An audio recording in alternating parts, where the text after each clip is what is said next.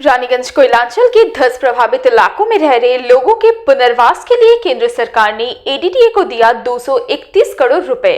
पुनर्वास के लिए फ्लैट निर्माण कार्य के बीच में और 400 करोड़ रुपए दिए जाएंगे।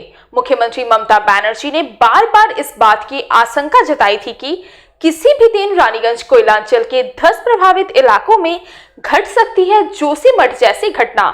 सबसे आश्चर्य की बात यह है कि अभी भी अवैध कोयला उत्खनन से प्रभावित इलाकों की जमीनों को बेचने का काम चल रहा है। ऐसे जमीन जहां पर अवैज्ञानिक तरीके से अवैध कोयले का उत्खनन किया गया है और अब उसी जमीन की भराई कर बेचने का प्रयास किया जा रहा है, जो कि भविष्य में खतरनाक साबित हो सकते हैं।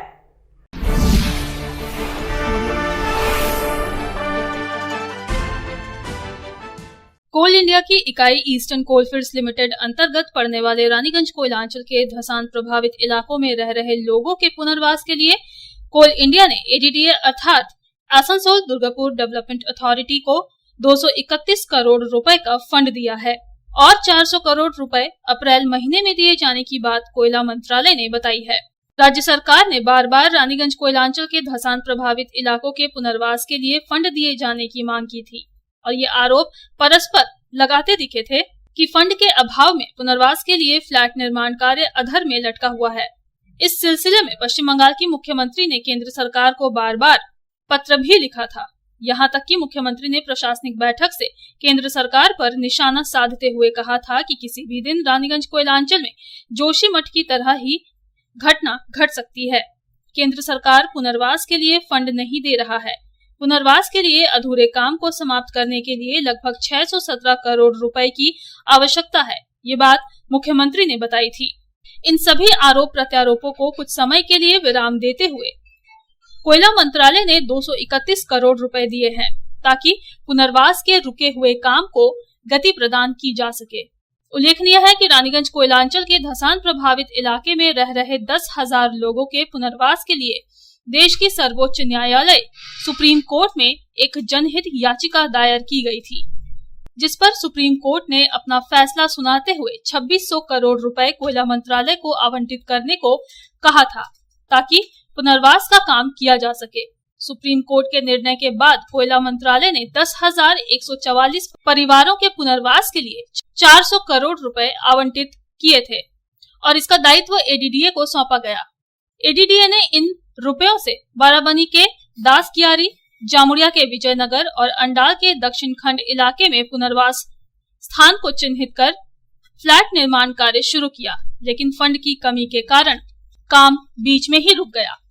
रानीगंज विधानसभा केंद्र के विधायक व एडीडीए चेयरमैन तापस बनर्जी ने सोमवार को दुर्गापुर स्थित एडीडीए कार्यालय में प्रेस कॉन्फ्रेंस कर केंद्र सरकार द्वारा आवंटित रुपयों की जानकारी देते हुए कहा कि हमें 230 करोड़ रुपए मिले हैं और 7 करोड़ रुपए दिए जाएंगे, जिससे 480 फ्लैट्स का निर्माण पूरा कर लिया जाएगा। পরশুদিন তারা 230 কোটি টাকা আমাদের পাঠিয়েছেন এবং 7 কোটি টাকা আজকে একটা বেশি হয়েছে, তাতে এদিক হচ্ছে আরো 7 কোটি টাকা দেবেন এই মাসের মধ্যেই, যার মাধ্যমে আমরা 400 কতগুলি ফ্ল্যাট গো 480 টাকা আমরা ইমিডিয়েট কমপ্লিট করতে পারবো। আর এই 614 কোটি টাকা ওরা এপ্রিল মে মাসের মধ্যে দিয়ে দেবো, ওরা কমিট করেছে।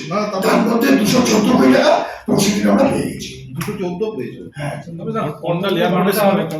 পুনর্বাসন দিতে হবে। তো আমাদের হাতে রেডি আছে 10,144 টাকা, মানে যে সার্ভে করে 10,144 রেডি আছে, দিতে পারবো না। ফ্ল্যাট দিতে আছে এখন 24,000 সামথিং 24,000 সামথিং। অন্ডাল এয়ারপোর্টের সামনে কিছু ওই কাজগুলো তো বাকি আছে, ওই কাজগুলো হতে 614 কোটি টাকার মতো লাগবে। আমরা এটা সার্ভে করতে দিয়েছি। আচ্ছা, এই হরিশপুর কি এর মধ্যে রিপোর্ট আছে? যাদের মাস্টার প্ল্যানে যাদের নাম ইনক্লুড আছে তারা ইনক্লুড আছে একটা পোর্শন। যেহেতু মাস্টার প্ল্যানটা টাইম টু টাইম মানে কি বলবো চেঞ্জ হয়নি, মাস্টার প্ল্যানটা এটা কন্টিনিউয়াস প্রসেস, তো কারণ কোলিয়ারি একবার দোষ হলো তা তো নয়, আজকে দোষে গেল আবার 5 দিন পরে দোষ হবে। ওরা করেছে কি মাস্টার প্ল্যানটা কায়দা করে একবারে করে সেখানে এন্ড করে দিয়েছে। তারপর পরবর্তীকালে যে ধসগুলো হচ্ছে তার দায়িত্ব তারা নিতে চাইছে না। যেহেতু হরিশপুরে যতটুকু পোর্শন আছে তার মধ্যে যাদের নাম ইনক্লুড আছে তাদের আমরা ওখানে দিয়ে দিতে পারবো। वहीं दूसरी ओर सबसे आश्चर्य की बात है कि रानीगंज कोयलांचल के जिन क्षेत्रों में अवैध कोयला उत्खनन जोरों से हुआ था, जमीनें पूरी तरह से धसान प्रभावित के रूप में चिन्हित हैं।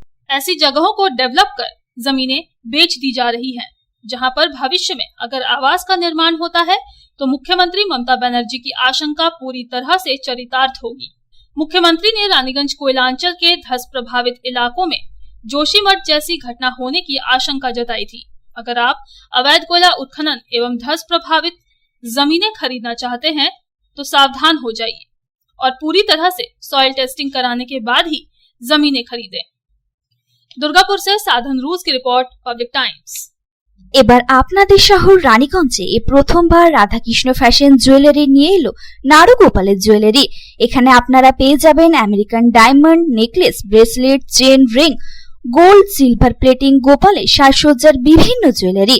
এছাড়াও মহিলাদের জন্য রয়েছে 1.5 গ্রাম গোল্ড প্লেট জুয়েলারি, কুন্দন সহ আপনাদের পছন্দ মতো সকল প্রকার সোনা ও রূপোর প্লেটিং জুয়েলারির বিপুল সম্ভার।